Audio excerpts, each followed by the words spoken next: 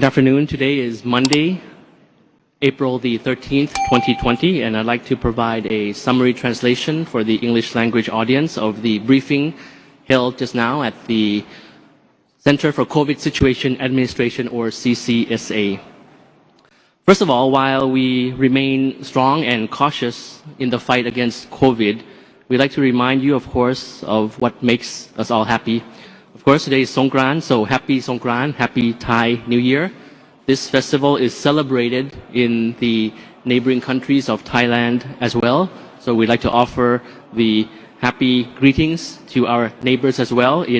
For our friends in the Lao PDR, Sabaidi Pimai, in the Kingdom of Cambodia, So Sadai Chanam Thamay, and to our friends in Myanmar, of course, happy Ting Chan.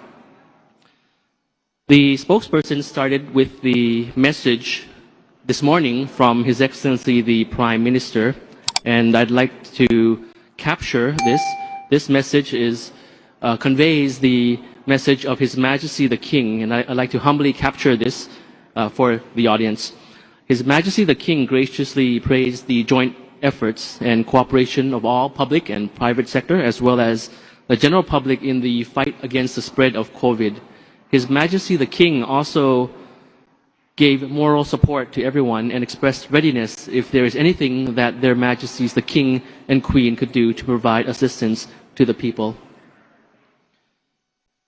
As mentioned in the previous days, of course, this year's Songkran festival has been cancelled. The government encourages everyone to follow the government's guidelines strictly and refrain from activities that could put yourselves and your significant others in danger, such as group activities, gathering at home and temples, and of course, water splashing.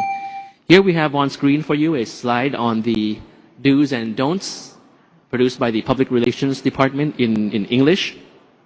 Please take note of this. And of course, as preventative measures, Bangkok and provinces have already banned the sales of alcoholic beverages. And we encourage the public to refrain from traveling to other provinces to prevent the spread of the virus. Yes, so that's the slide in English for you.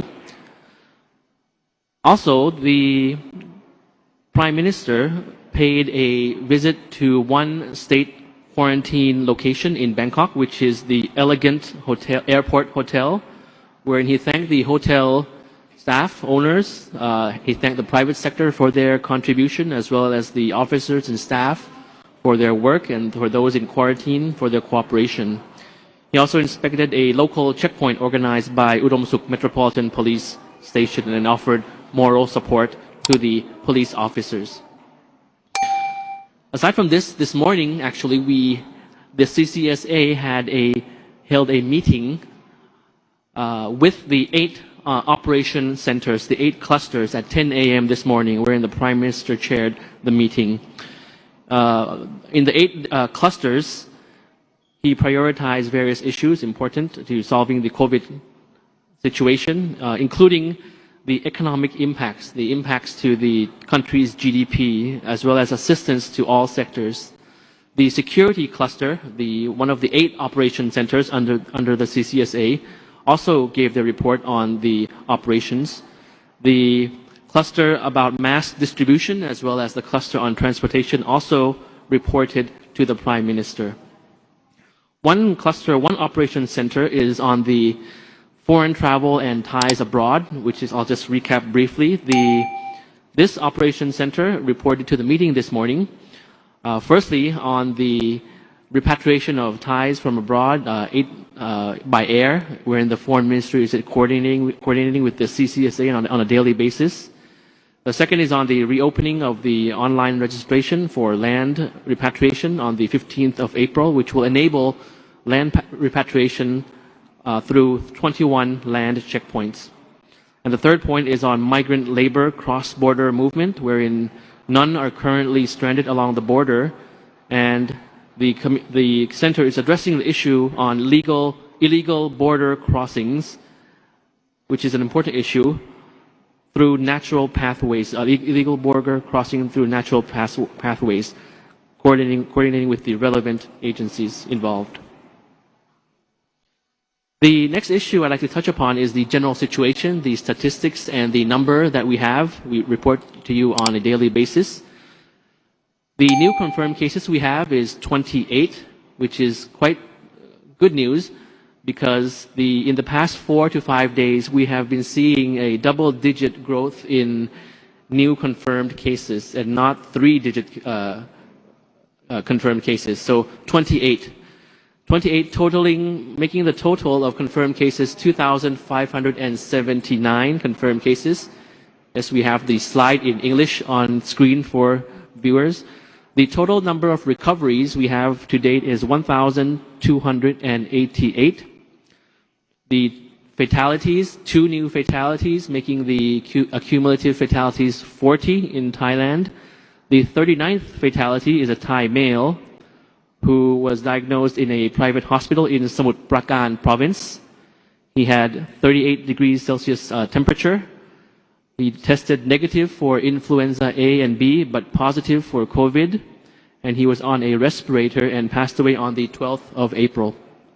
The 40th death is a Thai male aged 43 who had chronic illnesses such as diabetes and dyslipidemia.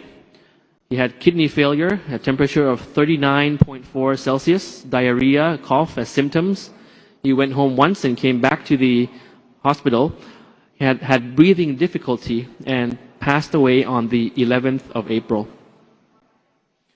For the observations for the statistics of Thailand, just to sum up that, of course, the majority of new cases have had a history of having close contact with previous confirmed cases, particularly in households and large gathering. I think we also have a slide on about the distribution in terms of provinces in Thailand as well. The statistics also show a wide range of age groups susceptible to infection. Yes, and on screen you have a map of Thailand, wherein the latest statistics show that Bangkok and its vicinity remain where the majority of new confirmed cases have been found. And the rest is spread out, you can see on screen now, between the provinces such as Phuket and the southern border provinces. Second is Phuket, and the third, Chonburi, and then the fourth, Chumphon and other provinces in the south. So just to take the case of Phuket, the spokesperson mentioned about the sample of Phuket, wherein the lessons learned from Phuket include the importance of contact tracing, continuance of contact tracing. The second is high-risk contact must be quarantined 100%. The third lesson learned in the Phuket case is, of course, that active case finding continues to be applied, should continue to be applied in Phuket. And in Phuket, most of the at-risk groups are in the entertainment venues. And the fourth is that about mass testing, which will not be applied yet in Thailand. The other piece of information that I have is about the hotline contact number. Yes, we have that on screen for you as well. Just to repeat the information which I gave yesterday, a hotline for COVID for foreign citizens. There are 2 numbers now updated. You can see that on screen, and the numbers are available from 8 in the morning until 8 p.m. Those who answer the hotline can answer your queries in English. The next issue is about the curfew, wherein we have a total number of 955 breaches, which is 113 warnings. Charged is 842 charged in legal proceedings. Throughout the country, we have 950 checkpoints in place, and reminding the public that to respect the curfew hours, which remain unchanged from 10 p.m. to 4 in the morning.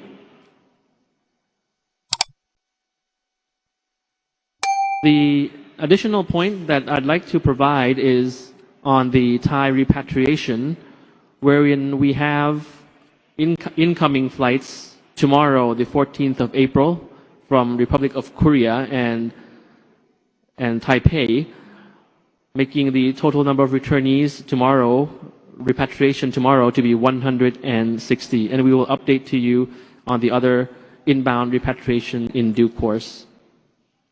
The spokesperson also mentioned about reminding people to be careful about fake news, only to listen to news from trustworthy sources, and to keep in mind that the measures introduced is based on facts, the situation, and extensive research and evaluation. If some news sound unbelievable, please double check. Do not believe it right away, and do not share it on social media. The one piece of information I'd like to add is, which I mentioned yesterday, is the cooperation that Thailand continues to strengthen with the international community. I mentioned yesterday about the ministerial level meeting in the ASEAN framework, which discussed the providing assistance to ASEAN nationals in ASEAN member states in third countries, as well as the proposal of Thailand to establish the COVID fund, as well as discussing on mitigating the socio-economic impact of COVID in the ASEAN region. That is the ministerial level meeting, leading to the leaders level meeting, which will take place tomorrow, April 14th, through video conference among the ASEAN leaders at the leaders level. So just to cap off with the general advice, we continue to remind that all age groups are susceptible to infection, and please take extra precaution with regards to your health, observing social distancing. We have again on screen the English language slide for you, the guidance on how to conduct yourselves during the Songkran festival, particularly during the Songkran festival, to reduce the spread of COVID, ban on water celebration, not returning to home towns, not pouring water, to pay respects to the elderly, and suspending all religious activities. And it's a good opportunity to greet your family members through video conference, through video call. So this is the recap of the press conference in English that I have for you today. We wish you, again, a very happy COVID-free Songkran, and please stay safe, stay home to stop the virus together. Thank you very much. Good afternoon, and สวัสดีครับ